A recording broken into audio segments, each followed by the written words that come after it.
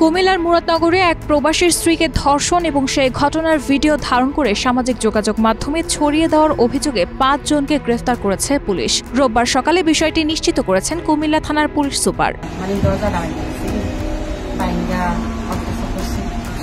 তিনি জানান, প্রধান আসামি ফজর আলীকে রোববার ভোর ৫টার দিকে গ্রেফতার করা হয়েছে। ঘটনার ভিডিও ধারণ এবং তা ছড়ানোর সঙ্গে জড়িত আরও একজনকে আটক করা হয়েছে। এর আগে মধ্যরাতে কুমিল্লা জেলা পুলিশ সুপার স্বাক্ষরিত এক প্রেস বিজ্ঞপ্তিতে জানানো হয়, এই ঘটনায় জড়িত থাকার অভিযোগে আরও ৩ জনকে গ্রেফতার করা হয়েছে। তারা হলেন সুমন, রমজান ও মোহাম্মদ আরিফ।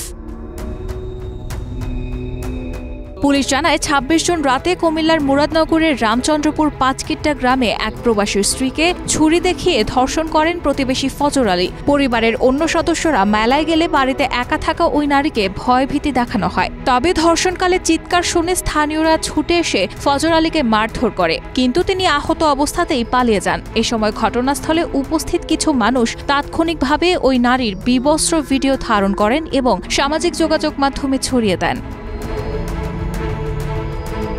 খবর পেয়ে মুরাদনগর থানা পুলিশ ঘটনাস্থলে গিয়ে তদন্ত শুরু করে। পরবর্তীতে ভুক্তভোগী নারী থানায় লিখিত অভিযোগ দাখিল করলে নারী ও শিশু নির্যাতন দমন আইনে একটি মামলা রুজু করা হয়। পুলিশ ইতোমধ্যে ঘটনায় জড়িতদের গ্রেফতার করে আইনগত ব্যবস্থা গ্রহণ করেছে। সংশ্লিষ্টদের বিরুদ্ধে আইনের কঠোর ধারায় ব্যবস্থা নেওয়া হবে বলে জানিয়েছে পুলিশ।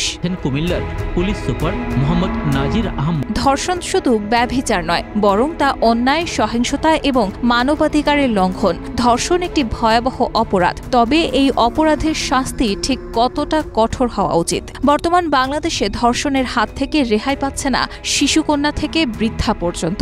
এখন প্রশ্ন উঠছেই, এই অপরাধের ঠিক কেমন শাস্তি হলে এই ঘৃণিত কাজ থেকে মানুষ বিরত থাকবে? ইসলামে বা এই অপরাধের শাস্তি কিভাবে বর্ণিত আছে? সুনানে ইবনে মাজাহের 2598 নম্বর হাদিসে রয়েছে, রাসূলুল্লাহ সাল্লাল্লাহু আলাইহি ওয়াসাল্লামের যুগে ধর্ষণের একটি ঘটনা ঘটেছিল। এক নারী জোরপূর্বক ধর্ষণের শিকার হলে রাসূলুল্লাহ সাল্লাল্লাহু আলাইহি ওয়াসাল্লাম তাকে কোনো শাস্তি দেননি, বরং ধর্ষককে কঠিন শাস্তি দেওয়া হয়। হাদিসে আছে, রাসূলুল্লাহ সাল্লাল্লাহু আলাইহি ওয়াসাল্লাম ধর্ষণের অপরাধে এক ধর্ষককে শাস্তি দিয়েছিলেন ও নির্যাতিতাকে নির্দোষ ঘোষণা করেন। বিবাহিত ব্যক্তি ধর্ষণ করলে তাকে প্রকাশ্যে পাথর ছুঁড়ে রজম অর্থাৎ মৃত্যুদণ্ড দেওয়া হবে।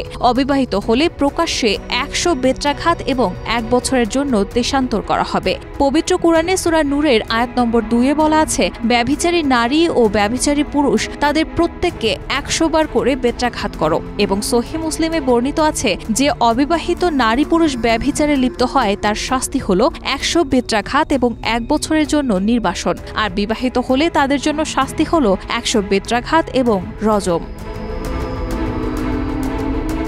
রাসূলুল্লাহ সাল্লাল্লাহু আলাইহি ওয়াসাল্লাম ধর্ষকের জন্য কখনো কখনো মৃত্যুদণ্ডও কার্যকর করেছেন। সুনানে তিরমিজির ১৪৫৪ নম্বর হাদিসে বর্ণিত আছে, এক ব্যক্তি এক নারীকে জোরপূর্বক অত্যাচার করলে রাসূলুল্লাহ সাল্লাল্লাহু আলাইহি ওয়াসাল্লাম তাকে মৃত্যুদণ্ড দেওয়ার নির্দেশ দেন।